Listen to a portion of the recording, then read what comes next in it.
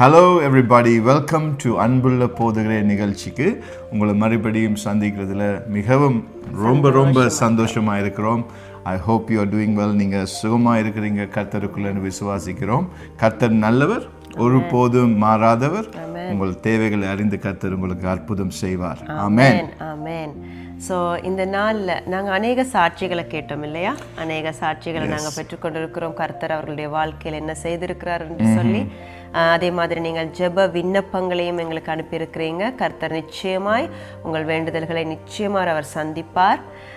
அதே போல் இந்த நாளில் நாங்கள் என்ன பார்க்க போகிறோம்னா, அற்பமான காரியங்களை கொண்டு கர்த்தர் செய்யும் காரியங்கள். அற்பமாய் இந்த உலகத்தில் எண்ணப்பட்ட, கர்த்தர் முன்னிலையில் இல்லை, உலகத்தில் அற்பமாய் எண்ணப்பட்ட அந்த மனிதர்களை தேவன் எப்படி விசேஷித்த ஒரு மனுஷனாக, தேவனுடைய பார்வையிலே அருமையுள்ளதாக, தேவனுடைய பார்வையிலே அன்பு மிகுந்த ஒரு பாத்திரமாக தேவன் எப்படி பயன்படுத்துகிறார். ஏன்னா இந்த உலகத்தில் அநேகரை நாங்கள் ஒரு அற்பமா எண்ணலாம் இல்லையா? அநேகர் அற்பமா எண்ணுவாங்க. இவனால என்ன செய்ய முடியும், இவன் யாரு, இவனுக்கு என்ன தெரியும் அப்படின்னு சொல்லி அநேகரை கீழே தள்ளி விட்டு அவர்களை நோகடிப்பதுண்டு. ஆனால் அவர்கள் கர்த்தருடைய பார்வையிலே எப்படிப்பட்டவர்கள், கர்த்தர் என்ன விதமாய் அவர்களை பார்க்கிறார். அதனால தான் தேவன் சொல்லுகிறார், மனுஷனோ வெளியரங்கத்தை பார்க்கிறான், ஆனால் தேவனோ உள்ளந்திரியங்களை அறிந்திருக்கிறவர். ஸோ நீங்க போகிற ஒவ்வொரு பாதையிலும் இன்னைக்கு உங்களை மனிதர்கள் கீழே தள்ளி இருக்கலாம். நீங்க ஒரு தள்ளப்பட்ட கல்லாக இருக்கலாம், ஒரு அற்பமாக எண்ணப்பட்ட ஒரு நபராக இருக்கலாம், குடும்பத்திலேயே ஒரு அற்பமாய் உங்களை வைத்திருக்கலாம். ஆனா அந்த அற்பமான பாத்திரம் கர்த்தருடைய பார்வையிலே எப்படிப்பட்டது என்றதை குறித்து தான் நாங்க இந்த நாள்ல பார்க்க போகிறோம். தள்ளப்பட்ட கல் மூளைக்கல். ஹல்லேலூயா. நீங்கள் ரிஜெக்ஷனை ஃபேஸ் பண்ணலாம், மதிப்பு இல்லாமல் இருக்கலாம், இல்லாட்டி உங்களோட வேல்யூவே இந்த வாழ்க்கை இல்லைன்னு சொல்லி நான் ஏன் வாழ்கிறேன்னு சொல்லி கேள்விக்குறியாக இருக்கலாம். இல்லாட்டி உங்களோட ட்ரீம்ஸ் எல்லாம் உடைஞ்சி போய் நான் என்ன செய்கிறேன், இந்த உலகம் ஃபாஸ்ட்டாக போய்கிட்டு இருக்குது, எல்லாரும் ஆசீர்வாதத்தில் வாழ்கிறாங்களே, நான் மட்டும் ஏன் இப்படி இருக்கிறேன்னு சொல்லி நீங்கள் உடைந்திருக்கலாம். ஆனால் இன்னைக்கு கர்த்தர் உங்களோட கூக்குரலை கேட்கிறார். ஆமென். நீ தள்ளப்பட்ட கல், ஆனால் நீ தான் மூளைக்கல். ஆமென். பாருங்க, எங்களை ஆண்டவராகிய இயேசு கிறிஸ்து கூட இந்த உலகத்துக்கு வந்தார். ஆனா அவருடைய சொந்த ஜனங்களே அவரை ஏற்றுக்கொள்ளல. அவருடைய சொந்த ஜனம், வேற யாரும் இல்லை, அவருடைய சொந்த ஜனமே அவரை ஏற்றுக்கொள்ளவில்லை. அவர் அவருக்கு அந்த காரியத்தை முடிக்காம போனாரா? இல்லை. அவர் ஒரு ஓரமா அடங்கி கிடந்துட்டாரா? ஐயோ, என்னை யாருமே ஏற்றுக்கொள்றாங்க இல்லை, என்னை எல்லாருமே தள்ளி விடுறாங்களே, எனக்கு யாருமே அன்பில்லையேன்னு சொல்லி அவர் ஒதுங்கி இருந்திருந்தாருன்னா இன்றைக்கு நீங்களும் நாங்களும் எப்படி ரட்சிப்பு பெற்றிருந்திருப்போம் இல்லையா?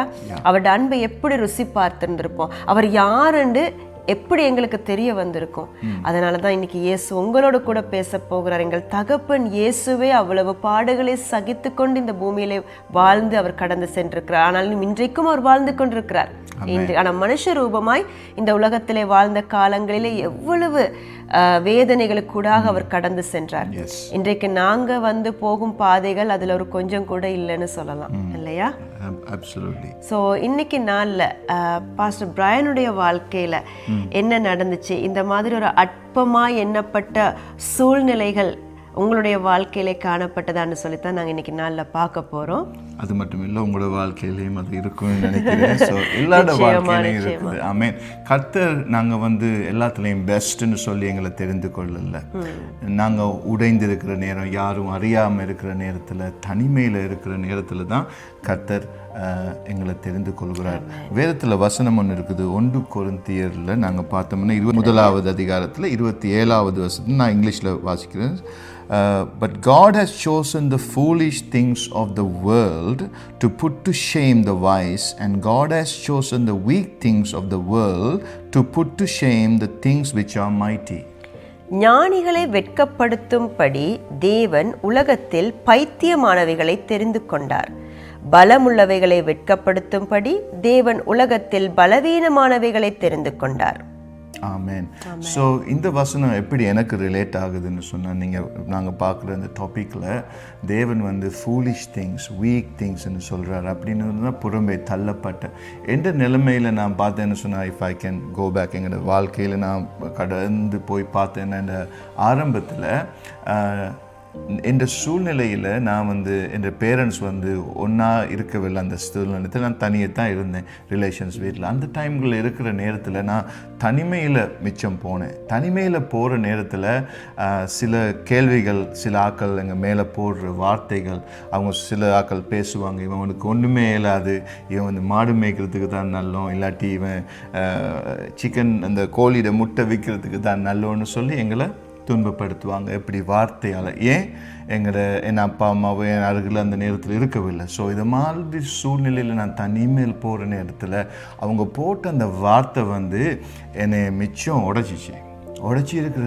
சூழ்நிலையத்தில் தான் நான் புறம்பே தள்ளப்பட்டு இருக்கிற வேலையில் தான் கர்த்தர் எங்களோட வாழ்க்கையை ஆசீர்வதித்தார். ஒரு ஃபாரின் தேசத்துக்கு, ஆஸ்திரேலியா தேசத்துக்கு எங்களை கொண்டு வந்தார் ஆண்டவர்.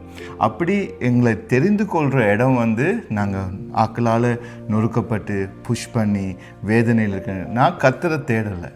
ஆனாலும் நான் ஆண்டவரேன்னு சொல்லி நான் மன்றாடுறேன். எனக்கு தெரியலை யார் ஆண்டவர்னு சொல்லி, ஆனாலும் எங்களோட வேதனையை காடுன்னு சொல்லி நாங்கள் மன்றாடுகிறோம். அப்போ என் தனிமையில், என் கஷ்டத்தில் நான் இயேசுவை நோக்கி கூப்பிடவில்லை, ஆண்டவர்னு சொல்லி நான் கூப்பிட்டேன். ஆனால் அந்த தேவன், உங்களை என்னையும் படைத்த தேவன் வந்து அவர் வந்து நீங்கள் அறியாத வேலையிலும் கூட அவர் உங்களை அறிகிறார். உங்களுக்கு ஒரு காலிங் வச்சிருக்கிறார், உங்களை தெரிந்து கொள்கிறார் தேவன். ஏன்?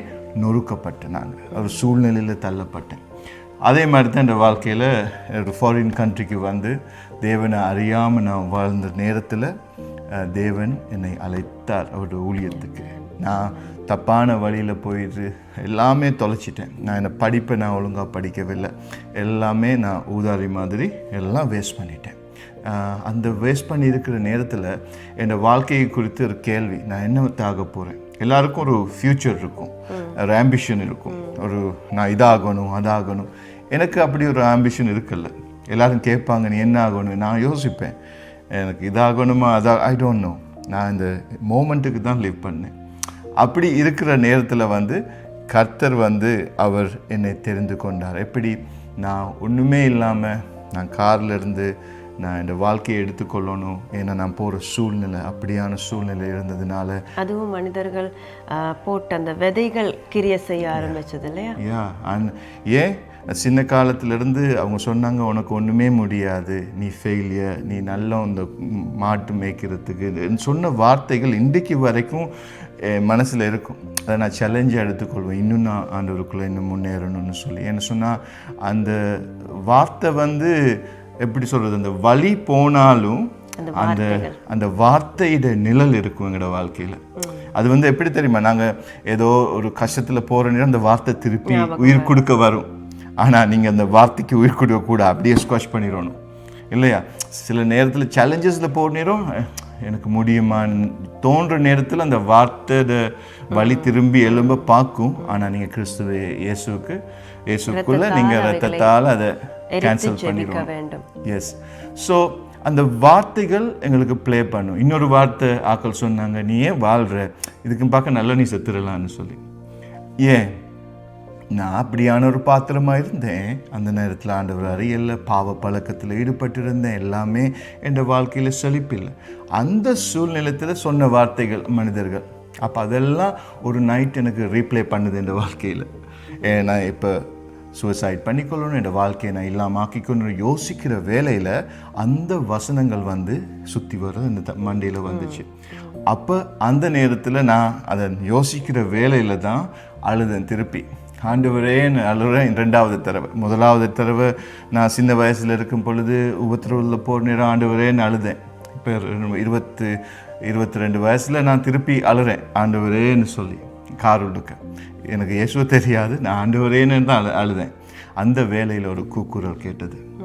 ஆண்டவர் எனக்கு சொன்னார், நான் தான் இயேசு, என்னை நோக்கி கூப்பிடு, உன்னை நான் புதிதாக்குவேன் என்று சொல்லி.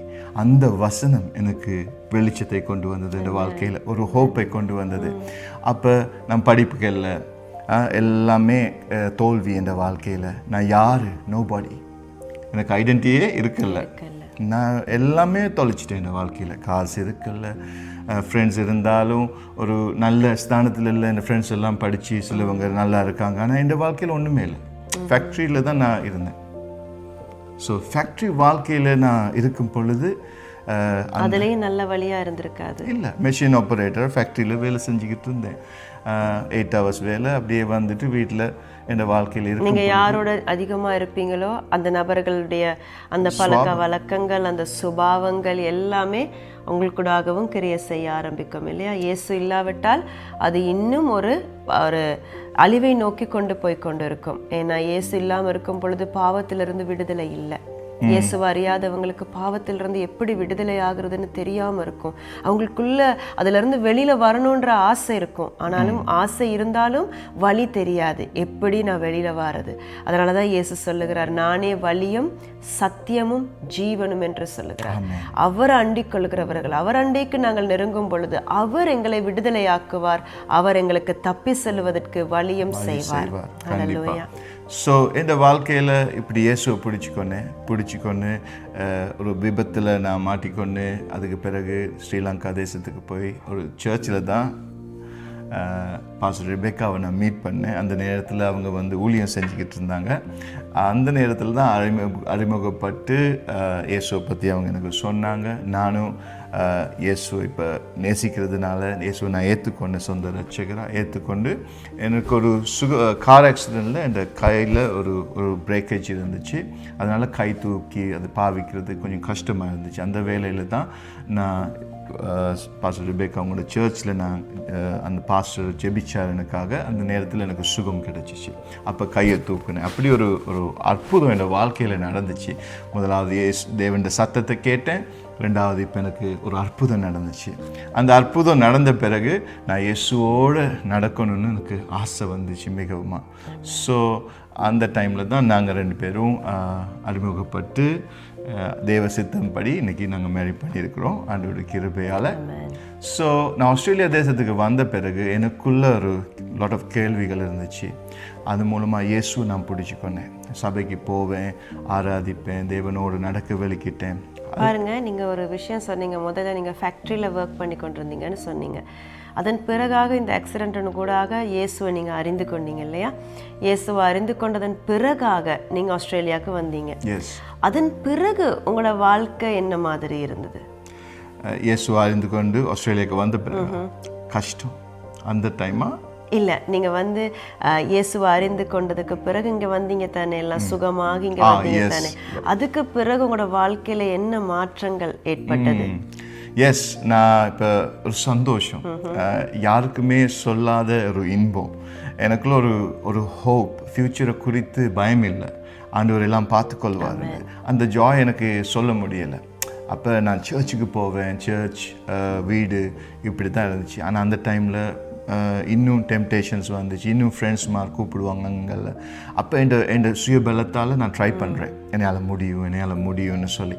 ஆனால் ஒரு 20 நாளைக்கு செய்வேன், அதுக்கு பிறகு திருப்பி பாவத்தில் விழுந்துருவேன். இப்படி தான் நான் போய்கிட்டு இருந்தேன். அப்போ ஒரு நாள் இந்த பாஸ்டர் பேப்டிசம் எடுக்க பற்றி சொன்னார், நீங்கள் பேப்டிசம் எடுக்கணும்னு சொல்லி. அப்போ சரின்னு சொல்லி நான் பேப்டிசத்துக்கு ஓகே சொன்னேன். என் ஃப்ரெண்ட்ஸோட கிரிக்கெட் விளையாடுற டைமில் பாஸ்டர் கால் பண்ணி சொல்கிறார், பிரையன் பேப்டிசம் எடுக்க வாங்கன்னு சொல்லி. அந்த டைமில் எனக்கோ மனசு இல்லை, கிரிக்கெட் மேட்ச், ஃப்ரெண்ட்ஸ், சந்தோஷமான இது, ஐயோ இப்போ கூப்பிடுறாரே போகணும்னு சொல்லி ஒரு பேர்டனோடு தான் போனேன். அவரை ட்ரைவ் பண்ணிவிட்டு பீச்சுக்கு போனேன். பீச்சுக்கு போயிட்டு அப்போ அவர் சொன்னார், பாவ மன்னிப்பு எடுத்து இப்போ நீங்கள் உள்ளால போயிட்டு நான் உங்களை எழுப்புவேன் திருப்பின்னு சொல்லி. சரின்னு சொல்லிட்டு நானும் ஜெபிச்சுட்டு உள்ளுக்கு போயிட்டு வெளியில் வரேன். அப்போ போகிற நேரம் இருந்த பிரைன் வந்து டிஃப்ரெண்ட், அந்த தண்ணியிலேருந்து எழும்புகிற பிரைன் வந்து டிஃப்ரெண்ட். அதை நான் உணர்ந்தேன்.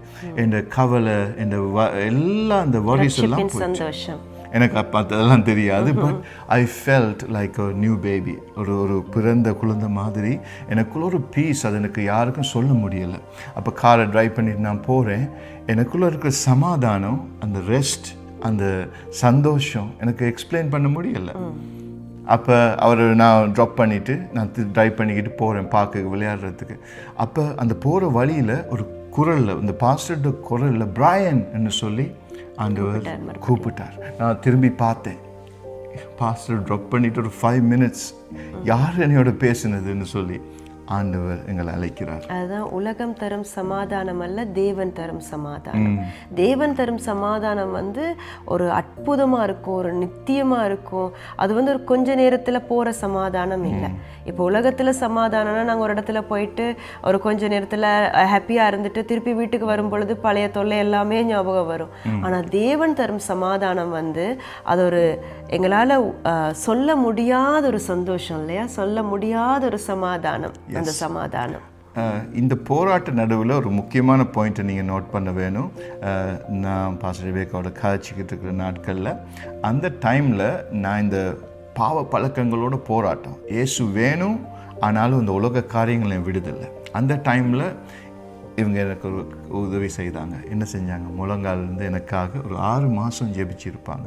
நான் தேவனை நேசிக்கணும்னு. நான் இவருக்கு எப்பவும் சொல்கிறது வந்து நீங்கள் ஃபர்ஸ்ட் ஜீசஸ் செகண்ட்னு சொல்லி, நீங்கள் ஃபர்ஸ்ட் ஜீசஸ் செகண்ட்னு சொல்லி தான் நான் ஒரு கருத்தை. இவங்க சொல்லுவாங்க இல்லை இல்லை இல்லை, ஜீசஸ் தான் உங்களோட வாழ்க்கையில் ஃபர்ஸ்ட்டாக இருக்கணும், நான் செகண்டாக இருக்கணும்னு சொல்லி. அப்போ நான் சொல்லுவேன் நோன்னு.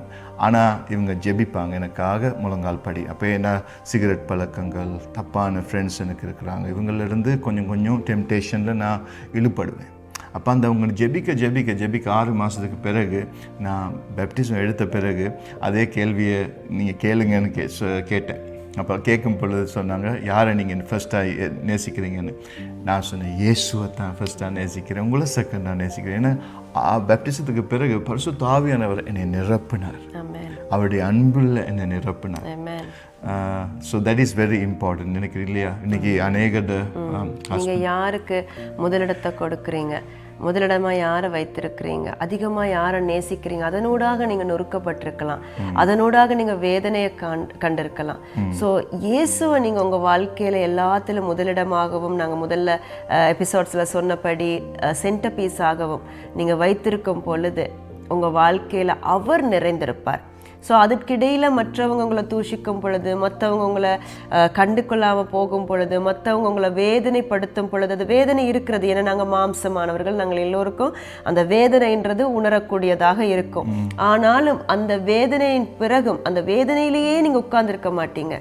ஏன்னா உங்களில் பூர்ணமாக இருக்கிற இயேசுவின் அன்பு, பரிசுத்த ஆவியானவருடைய அந்த அரவணைப்பு, உங்களுடைய அந்த வேதனைக்கு அவர் பேசுவார். அவர் பேசும் பொழுது வேதனையை மாற்றுவார். உங்களுக்கு ஒரு ப்ராமிஸை கொடுப்பார், உங்களுக்கு ஒரு வாக்கு தத்தத்தை கொடுப்பார், உங்களோடு பேசுவார், உங்களை பலப்படுத்துவார். பாருங்க, எலியா வந்து ரொம்ப சோர்வடைந்து என்னால் முடியாதுன்னு சொல்லி உட்கார்ந்திருக்கிற நேரத்துல தான் காகத்தை கொண்டு அவர் முதலாவது போஷித்தார். எலியாட பசியை அடக்கினார். அதன் பிறகு சொன்னார், எலியாவே நீ போக வேண்டிய தூரம் வெகு தூரம், நீ போக வேண்டிய தூரம் வெகு தூரம், அதனால நீ சாப்பிட்டு புஷ்டியாகி எழுந்து புறப்படு. ஆனப்படினால பாருங்க, எலியா தனியா போகல. அதற்கு பிறகாக எலியாவோடு கூட ஒரு சேனைய கர்த்தர் அங்க வைத்தார். ஸோ அதனால இன்றைக்கு உங்களோட வாழ்க்கையில கூட நீங்க தனிமையாக இருக்கலாம், தேவையில்லாத பாதைகள்ல கடந்து போய் கொண்டிருக்கலாம், உங்களுடைய நண்பர்கள் ஒரு தவறான பாதையில உங்களை அழைத்து செல்லுகிறவர்களாக காணப்படலாம். ஆனா நீங்க இயேசுவுக்கு முதலிடத்தை கொடுக்கும் பொழுது, அவர் தான் எனக்கு வேணும்னு சொல்லி நீங்க அவரோடு உறவாட ஆரம்பிக்கும் பொழுது பாருங்க, உங்களுக்கே தெரிய வரும். கொஞ்ச நாள் போகும் பொழுது உங்களை விட்டு சில நபர்களை ஆண்டவர் வந்து விளக்குவார். ஸோ அந்த டைம்ல சில நேரம் கஷ்டமா இருக்கும். ஏன்னா நாங்கள் அவங்களோட வருஷக்கணக்கு இருந்துட்டோம், அவங்க எங்களை நண்பர்களா இருப்பாங்க, எங்களோட கூட இருந்தாங்க, என்னடா திடீர்னு என்ன காணாத மாதிரி போய்கொண்டிருக்கிறாங்களே, என்ன ஆச்சு அப்படின்னு சொல்லி நீங்க யோசிக்கலாம். ஆனா நீங்க இன்னொருக்கா யோசிச்சு பார்க்கணும், இந்த காலங்களை நான் என்ன செய்து கொண்டிருக்கிறேன், நான் இயேசுவோடு அதிகமாக டைமை ஸ்பெண்ட் பண்றேன்னா, அப்ப நீங்க தெரிஞ்சுக்கொள்ளணும், ஏசப்பா உங்களை பிரித்தெடுக்கிறார், இந்த உலகத்தின் காரியங்கள்ல இருந்து உங்களை பிரித்தெடுக்கிறார், அவருக்காக பிரித்தெடுக்கிறார். அவருக்காக பிரிக்கப்படுகிற மனுஷர்கள் பாக்கியவான்கள். நீங்க நினைக்கலாம், ஐயோ எனக்கு எல்லாரும் சொந்தங்கள் கூட என்ன விலக்கிட்டாங்களே, என்னோட அன்பா இருந்தவங்க இன்னைக்கு எனக்கு எதிர்த்து பேசுறாங்களே, என்னை யாருண்டே தெரியாத மாதிரி பேசுறாங்களே, என்ன வெறுக்கிறாங்களேன்னு சொல்லி எல்லாம் நீங்க நினைக்கலாம். ஆனா நீங்க நினைங்க, அவங்க வெறுக்கிறது நல்லது. ஏன்னா இயேசு உங்களை நேசிக்கிறாரு. மனுஷர்களால புறக்கணிக்க அழைக்கப்படுற நீங்க பாக்கியவான்கள். ஏன்னு சொன்னா இயேசுவினுடைய கரத்துல நீங்க இப்ப இருக்கிறீங்க. இயேசு உங்களை வைத்து ஏதோ செய்ய போகிறார், பெரிய காரியங்களை செய்ய போகிறார். பயப்படாதீங்க. அந்த போன உங்களை தள்ளி விட்டு உங்களை வேணான்னு வெறுத்தவங்க எல்லாருமே ஒரு நாள் ஆலோசனை கேட்பதற்காக உங்களிடத்துல வரும் காலம் வரும். அது ஏன்னா நீங்க விசேஷித்தவர்கள் அல்ல, இயேசு உங்களோடு கூட இருப்பதால நீங்க விசேஷித்தவர்கள். ஹல்லேலூயா. ஆமென். சோ இன்னொரு கேள்வி, நீங்க சொன்னீங்க முதல்ல ஃபேக்டரியில நீங்க ஒர்க் பண்ணீங்கன்னு சொல்லி. ஸோ அதன் பிறகாக நீங்க வந்து என்ன மாதிரியான ஜாப்ஸ்கள் உங்களுக்கு கிடைச்சது? ஸோ இந்த பேப்டிசம் என் வாழ்க்கையில் பெரிய மாற்றத்தை எனக்கு கொண்டு வந்தது. பேப்டிசம் எடுத்த பிறகு நான் ஃபேக்ட்ரியில் தான் வேலை செஞ்சுக்கிட்டு இருந்தேன். அப்போ இந்த ஃபேக்ட்ரி ஜாப் எனக்கு அதுக்கு வேலை செய்கிறதுக்கு பிடிக்கல. என்ன சொன்னால் கஷ்டம், அதுக்கு இந்த நேரமும் தப்பான வார்த்தைகள், தப்பான ஃப்ரெண்ட்ஷிப்ஸ் எல்லாம் இருந்துச்சு. ஸோ நான் ஆண்டவர்கிட்ட ஜெபிச்சேன், ஆண்டவரே எனக்கு ஒரு வேலை வேணும். அந்த நேரத்தில் ஃபாதர் பெர்க்மன்ஸ் என்று சொல்கிற ஊழியக்காரர் எங்களோட சபைக்கு வந்திருந்தார். அப்போ எங்களோட அம்மா கூட்டிகிட்டு போயிட்டு இவருக்கு ஒரு நல்ல ஜாப் ஒன்று வேணும்னு கேட்டார். அப்போ அவர் சொன்னார், ஆண்டவர் கண்டிப்பாக தருவார், 3 மாதத்துக்குள்ளே தருவார் கண்டிப்பான்னு அவர் ஜெபிச்சார். அதுக்கு பிறகு நானும் ஜெபிக்க வெளிக்கிட்டேன். அதே இப்போ ஒரு மொபைல் சேல்ஸ் பொசிஷன் ஒன்றுக்கு ஒரு கமிஷனுக்காக வேலை செய்கிறதுக்கு ஒரு தகவல் வந்துருந்துச்சு. அப்போ நான் அதுக்கு போய் இன்டர்வியூ அட்டெண்ட் பண்ணி இந்த பேப்பர் ஒர்க்ஸை ஃபில் பண்ணுறேன் ஒரு ஜாப் ஏஜென்சிக்கிட்ட. அப்போ அந்த ஜாப் ஏஜென்சி என்னை ஒரு ரூமுக்கு போக சொன்னாங்க. அந்த ரூமில் போனால் ஒரு அப்ளிகேஷன்ஸ் வச்சுருந்தாங்க. அப்போ அவர் சொன்னால் அந்த அப்ளிகேஷனை ஃபில் பண்ணுன்னு சொல்லி நான் பார்த்தேன். அதில் சொல்லிச்சு காமன்வெல்த் பேங்க் ஆஃப் ஆஸ்திரேலியா அப்படின்னு, ஆஸ்திரேலியாவிலே பெரிய பேங்க் காமன்வெல்த் பேங்க். அப்போ அந்த பேங்க் அப்ளிகேஷன் நான் சொன்னேன் ராங் அப்ளிகேஷன் ஃபார்ம், நான் வந்து மொபைல் சேல்ஸ் ஜாப்புக்கு வந்தேன், நீங்கள் இதை படிச்சிருக்கீங்கன்னு கேட்டால் அப்போ அவர் சொல்கிற இல்லை பரவாயில்ல நீ ட்ரை பண்ணி பாருன்னு சொல்லி. அப்போ சரின்னு சொல்லிட்டு இந்த டீட்டெயில்ஸ் எல்லாம் ஃபில் பண்ணிவிட்டு அவங்க கேட்குற கொஷின்ஸ்க்கெல்லாம் ஆன்சர் பண்ணி இந்த அப்ளிகேஷன் ஃபார்மை கொடுத்துட்டு காரில் வந்து ஆண்டவரோட பேச்சு நான் அழுது சொன்ன, ஆண்டவரே நான் வந்தது வந்து மொபைல் சேல்ஸ், ஆனால் ஃபில் பண்ண அப்ளிகேஷனும் எனக்கு தெரியாத குவாலிஃபிகேஷன் இல்லாத நான் நீங்கள் பாருங்கள் நான் படிப்பை விட்டுட்டேன், படிப்பே இல்லை, 2 டபுள் ஃபெயிலியர் ரைட். ஏன்னா படிக்கிற டைம்லலாம் சுற்றிக்கிட்டு ஃப்ரெண்ட்ஸோடு சுற்றிக்கிட்டு இருந்தேன், அதை விட்டுட்டேன். இப்போ ஃபேக்ட்ரியில், ஆனால் இப்போ அப்ளிகேஷன் காமன்வெல்த் பேங்க்கில். அப்போ எனக்கு இது குவாலிஃபிகேஷன் இல்லை, எனக்கு தகுதி இல்லை, ஐம் 0. ஆனால் அப்ளிகேஷனை ஃபில் பண்ணிட்டு வரேன். ஆனால் காரில் அழுது சொல்கிறேன், ஆண்டவரே உங்களால் முடியுமா? நான் இப்போ ஜெபிச்சிருந்தேன் நல்ல வேலைக்கு, அப்போ நான் சேல்ஸ் ஷாப்புக்கு போனால் இங்கே பேங்க் ஜாப் நீங்கள் அப்ளிகேஷனை அற்புதமாக போட வச்சுருக்கீங்க. ஏன்னா நான் டிசைட் பண்ணி வந்த ஒரு காரியம் இல்லை, ஷாக்காக இருந்துச்சு எனக்கு. ஆனாலும் அந்த உள்ளால் சொல்ல உனக்கு கிடைக்குமான்னு சொல்லி, ஆனாலும் அழுது கேட்டேன், உங்களால் முடியும்னா இதை தாங்க, எனக்கு இன்னொரு ஆசை வந்துச்சு. அப்போ அழுதேன் காருள்ளுக்கு கண்ணீரோடு. நான் சொன்னேன் உங்களுக்கு 7 மணி எனக்கு தாங்கப்பான்னு சொல்லி அழுதேன். ஒரு 1 மாதத்தை எடுத்துச்சு. அவங்க அந்த அந்த டைமில் இன்டர்நெட் வந்து வெரி ஸ்லோ. அந்த டைம் இப்போ மாதிரி 5G 4G கொஞ்சம் ஸ்லோ. அப்போ அந்த கொஷினேஸ் எல்லாம் போட்டிருந்தாங்க, அதில் எல்லாம் செஞ்சுட்டு அதுக்கு பிறகு என்னுடைய கசின் எனக்கு ஹெல்ப் பண்ணார். அந்த ஃபோன் இன்டர்வியூஸ்க்குள்ள கொஷின்ஸுக்கு அவர் ஹெல்ப் பண்ணார். அப்படி ஒரு ஸ்டேஜாக நான் தப்பி வந்துட்டேன். அப்போ கடைசி ஸ்டேஜ் வந்து அவங்க காமன்வெல்த் பேங்க்குக்கு வர சொல்லி 60 பேரை செலக்ட் பண்ணியிருக்காங்க. அதுலேயும் ஒரு 17 பேர் தான் செலக்ட் பண்ணுவாங்களாம், சரியா? அப்போ அந்த எக்ஸாம் இதுக்கு போனேன். அதில் மேத்ஸ் எக்ஸாம், இங்கிலீஷ் எக்ஸாம் 2 இருந்துச்சு. மேத்ஸ் எக்ஸாமில் ஒரு 50க்கு மேலே செஞ்சுருப்பேன், எனக்கு தெரியும், பாஸ் பண்ணியிருப்பேன். ஆனால் இந்த இங்கிலீஷ் எக்ஸாமில் நான் கோட்டை விட்டுட்டு எனக்கு தெரியும், பிகாஸ் அது எஸ்ஏ ரைட்டிங், அதில் ப்ராப்ளம்ஸ் எல்லாத்தையும் ஃபைண்ட் பண்ணி அதுக்கு வேறு எஸ்ஏ மாதிரி எல்லாம் எழுத சொன்னாங்க. ஸோ அதில் எனக்கு கொஞ்சம் வீக்காக இருந்துச்சு. ஆனால் எனக்கு தெரியும் நான் அதில் ஃபெயில் பண்ணிட்டேன்னு. ஆனால் அந்த பேக் ஆஃப் த ஷீட்டில் அந்த பின்னால் நான் ஜீசஸ்ன்னு எழுதினேன். பிகாஸ் எனக்கு தெரியும் இது ஃபெயில் ஆக போகுது, எனக்கு நோ ஹோப், இது எடுக்கிறது கஷ்டம், இவங்க இதிலே ஜட்ஜ் பண்ணாங்கன்னு சொன்னால் எனக்கு கேளாதுன்னு சொல்லி பின்னால் ஜீசஸ் ஹெல்ப் மீன்னு எழுதிட்டு அதை போய் கொடுத்துட்டேன். அவகிட்ட சொன்னேன் மேத்ஸஸ் ஓகே, பட் இதில் ஐம் திங்கிங் நான் ஒழுங்காக செய்யலைன்னு. அவள் பார்த்துட்டு சொன்னா இட்ஸ் ஓகேன்னு சொல்லிட்டு போகணுன்னு சொல்லிட்டு அனுப்பிட்டான். அப்போ காலில் வந்து தோல்வி எண்ணங்களில் வந்தேன். ஏன்னா உங்களுக்கு தெரியும் நீங்கள் எப்படி செஞ்சீங்கன்னு சொல்லி. அதை வச்சு பார்த்தா நான் no way of getting this job. So அழுது கொஞ்சம் கலங்கி போனேன். அப்போ ஒரு ஃபோன்ஸ் கால்ஸும் வரலை. ஒரு 1 வீக் ஆகிச்சு, 2 வீக்ஸ் ஆகிச்சு. பார்த்தீங்க தான் நான் இருந்த எதிர்பார்ப்பு எல்லாம் டே பை டே ஒரு கேண்டில் எப்படி பேர்ன் பண்ணி அது அமைகிற மாதிரி என் வாழ்க்கையும் கிட்டத்தட்ட 1 மந்த் 2 மந்த் 3 மந்த் ஆகிட்டு. இப்போ எப்படி இருக்கும்? ஒரு ஹோப்புமே இல்லை. இப்போ ஜீசஸ் மேலே இருந்த அன்பு எப்படி இருக்கும்? கொஞ்சம் குறைஞ்சிருக்கும் இல்லையா? ஏன்னா புது கிறிஸ்டியன், எனக்கு தெரியாது. நாங்கள் நினைப்போம் ஆண்டவர் தந்துட்டு ஆண்டவரும் ஏமாற்றிட்டாரா உலகம் மாதிரின்னு தான் நாங்கள் நினைப்போம். ஏன்னா நாங்கள் மெச்சூரிட்டி இல்லை, அந்த புது கிறிஸ்டியன்ஸ் இல்லையா, அனுபவங்கள் இல்லை, பாடுகளில் மிச்சம் கிறிஸ்துக்கு பிறகு போயில்லை. ஸோ நாங்கள் நினைப்போம் ஆண்டவரும் ஏமாற்றிட்டார், என்ன ஹோப்ஸை கொடுத்துட்டு கடைசியில் அவரும் ஏமாற்றிட்டாருன்னு சொல்லி இப்போ இந்த ஃப்ரெண்ட்ஸோட பழக்கத்தை திருப்பி என்டர் பண்ணுற ஒரு ஏரியா மாதிரி வந்துட்டேன். ஷாப்பிங் சென்டரில் ஃப்ரெண்ட்ஸோட திருப்பி சுத்த வெளிக்கிட்டுட்டேன். அந்த டைமில் ஒரு கால் ஒன்று வந்துச்சு. காமன்வெல்த் பேங்க் ஆஃப் ஆஸ்திரேலியாவிலேருந்து கால் பண்ணுறேன்னு சொன்னாங்க. அப்போ எனக்கு என்ன தோணும்? ஜாப் தோணுமா? இல்லை, ஏன்னா அது 3 மந்த் ஆகிட்டு. இப்போ என்ன தோணும்? எந்த பில், எந்த கார்டு, எந்த கிரெடிட் கார்டு, எந்த பேமெண்ட் நான் கட்டலை. நான் சொன்னேன் எனக்கு அப்படி ஒன்றும் இல்லையே, ஏன் கால் பண்ணுறீங்கன்னு கேட்டேன். அப்போ அவங்க சொன்னாங்க, நாங்கள் ஹெட் ஆஃபீஸிலேருந்து கால் பண்ணுறோம், நீங்கள் உங்களோட அப்ளிகேஷனில் போட்ட உங்களோட ரெஃபரி அந்த ரெஃபரன்ஸ் கொடுப்பாங்க, அவங்க ஓவர்சீஸில் 3 மந்த் இருந்தாங்களாம், அவங்கள ரீச் பண்ண முடியலையா. நேற்று தான் நாங்கள் அவங்களோட கதைச்சோம், நீங்கள் மண்டே வந்து ஜாயின் பண்ணிக்கோங்க, உங்களை செலக்ட் பண்ணியிருக்கோன்னு. எப்படி இருக்கும்? 3 மாதத்துக்காக யாருக்காவது வெயிட் பண்ணுவாங்களா பேங்க்? அவங்களுக்கு 60 பேர் இருக்காங்க, அதுலேயும் 17 தான் தயவு. எனக்கு அது நேச்சுரல்ல எக்ஸ்பிளைன் பண்ண முடியாது. 60 பேர் இருக்காங்க, 17 தான் செலக்ட் பண்ண போகிறோம். உங்களோட 3 months டிலே இருக்குது, அப்போ இன்னொரு ஆளை கொடுத்துருக்கலாம் தானே. எனக்குன்னா ஆச்சரியம். மண்டே எனக்கு எப்படி இருக்கும்? நான் அப்படியே ஃப்ரெண்ட்ஸ் எல்லாத்தையும் விட்டுட்டு யாருக்கும் சொல்லலை, ஓடி வீட்டுக்கு வந்து அம்மாட்ட சொல்லி அப்பாட்ட சொல்லி கோட் சூட் வாங்கி ஆண்டவருக்கு நன்றி சொல்லி என் வாழ்க்கை ப்ரீஃப் கேஸோட கோட் சூட்டோட மாடு மேய்க்க வேண்டியவன் இப்போ கோட் சூட என் ரிலேஷன் மத்தியில் பெரிய ஒரு எழுப்புதல். அவங்க கொஷன் பண்ண, இவன் வந்து ட்ரக் அடிக்ட் மாதிரி, இவன் வந்து உதாரி மாதிரி ட்ரபிள் மேக்கராக எல்லாத்தையும் தொலைச்சிட்டு ஒரு ட்ரபிள் மேக்கராக தெரிஞ்சவன் இன்னைக்கு படிக்காதவன் ப்ரீஃப் கேஸோட டையோட சூட்டோட பேங்க்குக்கு போகிறான்னு சொல்லி அவங்களுக்குள்ளே ஆச்சரியம், எனக்கே ஆச்சரியம். எங்கள் அம்மாவுக்கு இன்னும் ஆண்டவர் மேலே ஒரு ஒரு ஒரு நம்பிக்கை வந்தது. ஏன்னு சொன்னால் கண்டிப்பாக அவங்க சொன்னாங்க இது ஆண்டவர் மட்டும் தான் முடியும்னு சொல்லி.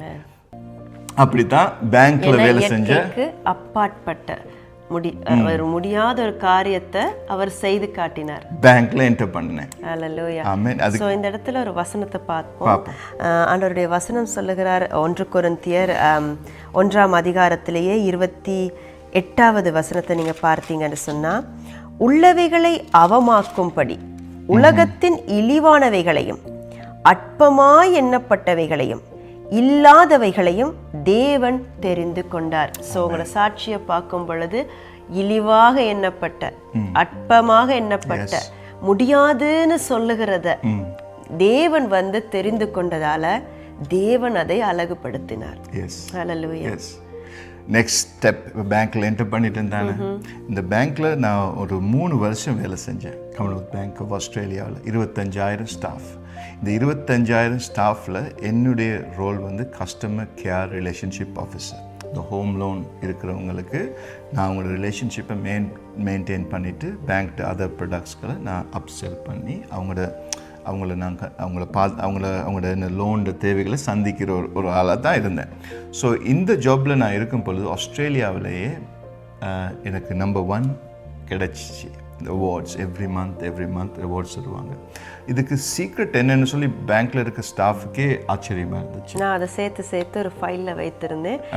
நிறைய அவார்ட்ஸ் எவ்ரி மந்த்தும் அவருடைய அந்த அவார்ட்ஸ் வந்து சர்டிஃபிகேட்ஸாக கொடுப்பாங்க. ஸோ அந்த சர்டிஃபிகேட்ஸ் எல்லாத்தையுமே நான் ஒரு ஃபைல்லையே போட்டுட்டேன். ஏன்னா அவ்வளோத்துக்கு ஃபைல் நிறைய அப்படியே வந்தது. ஏன்னா எவ்ரி மந்த் கிடைக்கும் பொழுது அந்த சர்டிஃபிகேட்ஸ் எல்லாத்தையும் வைத்திருக்கணும் இல்லையா? ஸோ நான் அதை அப்படியே ஃபைல் பண்ணி வச்சுருந்தது. ஸோ எனக்கு என்ன சொல்கிறது, ஆஃப்டர் இந்த சர்டிஃபிகேட்டை வாங்கி ஆண்டவருக்கு தான் க்ளோரி பண்ணேன். எந்த திறமை ஒன்றுமே இல்லை, நான் 0. அதில் பெருமை நான் பாராட்டலை. இன்றைக்கி கேட்டாலும் சொல்லுவேன் எல்லாமே இயேசுதான்னு சொல்லி. ஏன்னா நான் கால் பண்ணுற நேரத்தில் தேவ வசனத்தை திறந்து வச்சுருப்பேன். ஆக்களோட கதைக்கிற முந்தி தேவ வசனத்தை வாசிச்சுட்டு அப்புறம் கதைச்சிட்டு திருப்பி வாசிச்சுட்டு லன்ச் டைமில் தேவனை பற்றி மனிதர்களுக்கு சொல்லி நான் கர்த்தரோடு 24 மணித்தியாலமும் உறவாடிக்கிட்டு இருக்கிற ஒரு மனுஷனாக இருந்தேன். ஏன்னு சொன்னால் தூங்குகிற டைமை விட்டு, ஏன்னு சொன்னால் நாங்கள் பேப்டிசம் எடுத்து தேவனோடு நடக்கும் பொழுது எங்களுக்கு ஒரு துணையாளர் இருக்கிறார், பரிசுத்த ஆவியானவர். அவர் இயேசுவை இந்த நேரமும் எங்களோடு பேசி கொண்டு இருப்பார். தேவன் எங்களோடு ஐக்கியமாக இந்த நேரம் இருப்பாங்க. ஸோ தேவன் தான் எனக்கு எல்லாமே பெருசுன்னு இருக்கும். அப்போ அந்த டைமில் தேவனோடு நடக்கிற நேரம் தான் தேவன் என்னை உயர்த்தினார். பேங்க்கில் சிஇஓ அவரை மீட் பண்ணேன். அவரை நான் இவங்களோடு தான் போனேன். போய் மீட் பண்ணி அவங்க எங்களுக்கு பரிசெல்லாம் தந்தாங்க, பெஸ்ட்டாக செஞ்சதுனாலன்னு சொல்லி. ஆனால் இன்றைக்கி நினச்சி பார்த்தா அது நான் செய்யலை, ஆவியானவர் எனக்குள்ளேருந்து செயல்படுத்தினார். அவருக்கு தான் துதி, கன, மகிமை எல்லாமே. என்னுடைய திறமை 0. ஸோ குப்பையிலிருந்து கர்த்தர் வந்து கோபுரத்துக்கு உயர்த்தி வைப்பார். அவரால் மாத்திரம்தான் அதை செய்ய முடியும். தாவீது கூட ஒரு ஆடுகள் மேய்க்கிறவராய் தான் இருந்தார், ஆனால் நல்ல ஒரு மேய்ப்பனாய் இருந்தார். அவருக்குள் காணப்பட்டது மனுஷங்க காணல, ஆனால் தேவன் கண்டார். தேவன் கண்டது நிமித்தம் தாவீதை ஒரே இடத்துல ஒரு ஆடு மேய்க்கிறவனா வைக்க இல்லை. ஆண்டவர் வந்து அவரை எடுத்துக்கொண்டு போய் அரண்மனையிலே ராஜாவாக வைத்தார். மனிதர்களுக்கு தேவையானதுகளை செய்து கொடுக்கும் ஒரு நபராக ராஜாவாக அரண்மனையில உட்கார வைத்தார். அதை மாதிரி தான் அற்பமா நீங்க எண்ணப்பட்டு இன்னைக்கு இருக்கிறீங்களா? ஒன்றுமே இல்லையே, என்னை யாரு நினைப்பா, என்ன யாரு என்னோட கூட வருவான்னு சொல்லி நீங்கள் நினைக்கும் இந்த நாட்கள் எல்லாம் தேவன் சொல்லுகிறார், நீ இருக்கும் இடத்துல இருந்து தேவன் உங்களை உயர்த்துவார் என்று. ஆனால் இருக்கும் இடத்துல நீங்க உண்மை உள்ளவர்களாக இருக்க வேண்டும். நாங்க என்ன சின்ன காரியம் செய்து கொண்டிருந்தாலும், அது தொழிலாக இருக்கலாம், குடும்ப வாழ்க்கையாக இருக்கலாம், ஊழியமாக இருக்கலாம், எதுவாக இருந்தாலும் நீங்கள் செய்யும் அந்த காரியத்திற்கு உண்மையாக நடக்கும் பொழுது தேவன் உங்களுக்கு சகலத்திற்கும் ஒரு அதிகாரியாக தேவன் உங்களை ஏற்படுத்துவார். அல்லேலூயா. அல்லேலூயா. எனக்கு கடைசி இதை சொல்லி முடிக்கிறேன். பேங்க்ல வேலை செய்கிற நேரத்தில் ஒரு மனிதர் இருந்தார். அவர் வந்து ஐ திங்க் இந்தியாவில் இருந்து தெலுங்கு பேசுவார். அவர் என்னோட வேலை செஞ்சார். அவர் வந்து ஒரு டிகிரி ஹோல்டர், அது பிஹெச்டி எல்லாம் செஞ்சுருக்கார். அவர் எனக்கு பார்க்க ஒரு 10 வயசு மூப்பாக இருக்கும். அவர் வந்து என்னையோட பழகுவார். அப்போ அந்த நேரத்தில் அவர் சொன்னார், நீங்கள் எந்த கம்பெனியிலேருந்து வாரீங்க, நீங்கள் வேர்ட்ஸ் எல்லாம் எடுக்கிறதுக்கான. ஏன்னா அவரும் வேலை செய்கிறார் இன்னொரு டீமில். ஆனால் என் திறமை எவ்ரி டைம் அவர் என்னுடைய திறமையில் ஆண்டவர் எனக்கு கொடுக்குற அந்த ரிவார்ட்ஸ்களில் அவரை கண்டு இந்த நேரம் கேட்பார், நீ எந்த பேங்க்லேருந்து வாரீங்க, என்ன ஜாப் நீங்கள் ஹோல்ட் பண்ணீங்கன்னா கேட்பார். நான் ஒரு நாள் உண்மையே சொல்லிட்டேன். நான் சொன்னேன், நான் பேங்க்லேருந்து வரல, நான் வந்து ஃபேக்ட்ரியில் மேனேஜராக இருந்தீங்களான்னு கேட்டார். நான் சொன்னேன், மேனேஜராக இருக்கல, மெஷின் ஆப்ரேட்டராக இருந்தேன். மெஷினில் இருக்கிறத எடுத்து நாங்கள் வெட்டி அதை அடுக்கிறவங்களா, அதுதான் என்னுடைய வேலை. அப்போ நீங்கள் படிப்பு? நான் சொன்னேன், படிப்பு 0, குவாலிஃபிகேஷன் 0. நான் சொன்னேன், Jesus is my hero. Jesus is my. அவரோட வாய் அப்படியே டொயிங்னு அவருக்கு ஆச்சரியம். ஏன்னா அவர் படிப்பு மேலே படிக்கிறது தப்பில்லை, படிக்கணும். ஆனால் பெருமையில் உங்களோட படிப்பு இருக்கக்கூடாது. அதையும் வார்த்தையில சொல்லி இருக்கிறாரே. அவர் சொல்லி இருக்கிறார் வார்த்தையில, அந்தபடி நீங்கள் அவராலே கிறிஸ்து இயேசுவுக்குட்பட்டிருக்கிறீர்கள். எழுதியிருக்கிறபடி மேன்மை பாராட்டுகிறவன் கர்த்தரை குறித்தே மேன்மை பாராட்டத்தக்கதாக. அதுதான் சொல்றது. அவர் வந்து சூஸ் பண்றாராம் foolish things in the world. நானும் ஒரு ஃபூலிஷ் தான் மாதிரி தான் வாழ்ந்திருந்தேன். எனக்கு ஞானம் இருக்கல, யாரும் இருக்கல, எங்கேயோ மூலையில் இருந்தேன், உழுதியில் இருந்தேன். ஆனால் அவரை தெரிந்து கொள்கிறார். எனக்குள்ள பெருமைன்னு இருந்துச்சுன்னா கண்டிப்பாக தெரிந்திருக்க மாட்டார். தாழ்மை உள்ளத்தோடு இருக்கிறவங்க கர்த்தர் நேசிக்கிறார். சீக்ரெட் இஸ் தாழ்மை. இன்னைக்கு நீங்கள் விழுந்திருக்கலாம், உடைஞ்சிருக்கலாம், ஆனால் தாழ்மையோடு இருங்க, பெருமையோடு இருக்காதீங்க, ரிவெஞ்சோடு இருக்காதீங்க. அழுங்க, ஆனால் கர்த்தர்ட்ட ஆண்டவரே மனதிறங்கும்னு சொல்லி அழுங்க. ஆண்டவரே உங்களை அடிங்க, அவங்கள உதைங்க, அப்படி வேணாம். ஆண்டவரே மனதிறங்கும் தெய்வம் உங்களோடு மனதிறங்கி வருவார். நீங்கள் மனதிறங்கி கர்த்தரை நோக்கி பார்க்கணும். அதான் சீக்ரெட். ஹம்பிள் பண்ணுற நேரத்தில் உங்களை எடுத்து கர்த்தர் இன்னைக்கு வயசான்னு நினச்சி படிப்படியாக படித்து அவங்க தான் பெருமைன்னு சொல்கிற அவங்களோட ஜா அப்படியே விழுறதுக்கு, ட்ராப் பண்ணுறதுக்கு கர்த்தர் உங்களை உயர்த்துவார். அப்போ அவங்க நினைப்பாங்க, ஐயோ இவ்வளோ காலம் நான் இந்த படிப்பை நம்பியிருந்தேன், என் திறமையை நம்பியிருந்தேன். ஆனால் நாங்கள் சொல்லுவோம், நாங்கள் கர்த்தரை நம்பியிருந்தோம், அவர் எங்களுக்கு வாழ்வு கொடுப்பார், அதே ஸ்டேட்டஸ் எங்களுக்கு தருவார் கர்த்தர். ஆமென். ராஜாக்கள் மத்தியில் உங்களை அமர பண்ணுவார். அவர் வந்து நாங்கள் சொல்லலாம், ஆண்டவரே நீங்கள் இப்படியெல்லாம் வசனத்தில் சொல்லி இருக்கிறீங்க, ஆனால் அது நடந்த மாதிரியே இல்லையே, இன்னமும் நான் ஒரே இடத்துல தானே இருக்கிறேன் அப்படின்னு சொல்லி எல்லாம் நீங்கள் சொல்லலாம்.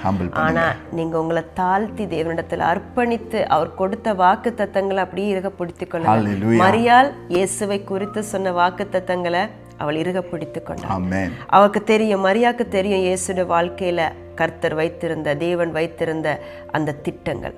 ஸோ அதை காத்து கொண்டா. அது மாதிரி இன்னைக்கு உங்க வாழ்க்கையில கொடுக்கிற அந்த வாக்கு தத்தங்களை, தேவன் உங்களை குறித்து பேசின காரியங்களை நீங்க மற்றவர்களுக்கு சொல்லி சொல்லி தெரிய தேவையில்லை. அதை நீங்க ஒரு பொக்கிஷமாக வைத்து விசுவாசத்தோடு ஜெபத்தோடு காத்திருங்க. காலம் வரும் பொழுது, தேவன் உங்களை கண்மலையிலே வைக்கும் பொழுது அநேகர் அதை பார்த்து தேவனை நம்பும் காலம் வரும். அதற்கு ஒரு பாத்திரமாக நீங்க அமைய வேணும்னா நீங்க வந்து செய்ய வேணும்னு சொல்றது, நீங்க உங்களை கர்த்தருடைய கரத்துல புடமிடுகிறதுக்கு ஒப்பு கொடுக்க வேண்டும். உங்களை புடமிடும் பொழுது, எங்களுடைய தாழ்மை இல்லாமல் இருந்தால் அந்த தாழ்மை கிடைக்கப்படும் பொழுது, எங்களுக்குள்ளே அந்த தேவ அன்பு நிறையும் பொழுது, அவரிடத்திலேயே முழுமையாக நாங்கள் சிரண்ட பண்ணும் பொழுதுதான் அவர் கொடுத்த வாக்கு தத்தங்களை எங்களோட வாழ்க்கையில காண முடியும். ஹல்லேலூயா. ஆமென். ஐ திங்க் எங்களோட டைம் இப்போ சரியாகிறது. மீண்டும் நாங்கள் நெக்ஸ்ட் வீக் சந்திப்போம். உங்களுக்கு ஜெபம் விண்ணப்பம் உங்களுக்கு இருந்தால் நீங்கள் எங்களுக்கு தொடர்பு கொள்ளலாம். தகப்பனே, இந்த வேலைக்கு ஸ்தோத்திரம். அந்த வேலையை பார்த்துருக்கிற ஒவ்வொரு வாழ்க்கையிலையும் உங்களுடைய அதிசய கரத்தை வைத்து ஆசீர்வதிப்பீராக. புனிதியிலிருந்து எடுத்து கர்த்தர் ராஜாக்கள் மத்தியிலே நீங்கள் உட்கார வைப்பீங்கன்னு சொல்லியிருக்கிறீங்க. யார் யாரெல்லாம் இன்னைக்கு தவிக்கிறார்களோ, யார் யாரெல்லாம் நோக்கி கூப்பிடுறார்களோ, ஒதுக்கப்பட்டிருக்கிறார்களோ, தள்ளப்பட்டிருக்கிறார்களோ, மூளை கல்லாய் அவங்களை ஆக்க வேணும் என்று சொல்லி ஜெபிக்கிறேன். நீர் அவங்களோட வாழ்க்கையில் பெருகணும், நாங்கள் சிறுகணும். ஆண்டவரே, நீர் எங்களோட வாழ்க்கையிலே ஒளியாய் வெளிப்படணும் தகப்பனே. அந்த வேதம் சொல்லுகிறபடி அநேகர் அந்த நல்ல காரியங்கள் நீங்கள் செய்ததை கண்டு தேவனை மகிமைப்படுத்த வேண்டும் என்றபடி ஒவ்வொரு பிள்ளைகளையும் நீங்கள் ஆசீர்வதித்து எல்லா தேவைகளையும் சந்தித்து, அப்பா நீங்கள் உங்களோடு இருந்து அவங்கள ரட்சித்து வழிநடத்தி சுகமாக்கி உங்களுடைய நாமத்தை மகிமைப்படுத்த வேண்டும் என்று சொல்லி இயேசு கிறிஸ்துவின் நாமத்தில் ஜெபிக்கிறேன் நல்ல பிதாவே. ஆமென். God bless you. இந்த நிகழ்ச்சி உங்களுக்கு மிகுந்த ஆசீர்வாதத்தை கொண்டு வந்திருக்கும் என்று நாங்கள் விசுவாசிக்கிறோம். மேலும் உங்கள் ஜெப தேவைகளுக்காக எங்களை info@salt4souls.com.au என்ற மின்னஞ்சல் மூலமாகவும் www.salt4souls.com.au என்ற இணையதளத்தின் மூலமாகவும் எங்களை தொடர்பு கொள்ளுங்கள். நாங்கள் உங்களுக்காக மிகுந்த பாரத்தோடு இடைவிடாமல் ஜெபிக்கவும் உங்கள் நம்பிக்கைக்கு துணையாக நிற்கவும் விரும்புகிறோம். நீங்கள் பூமியின் உப்பாக இருக்கிறீர்கள். மத்தேயு 5:13. இயேசு நாமத்தில் தேவன் உங்களை ஆசீர்வதிப்பாராக.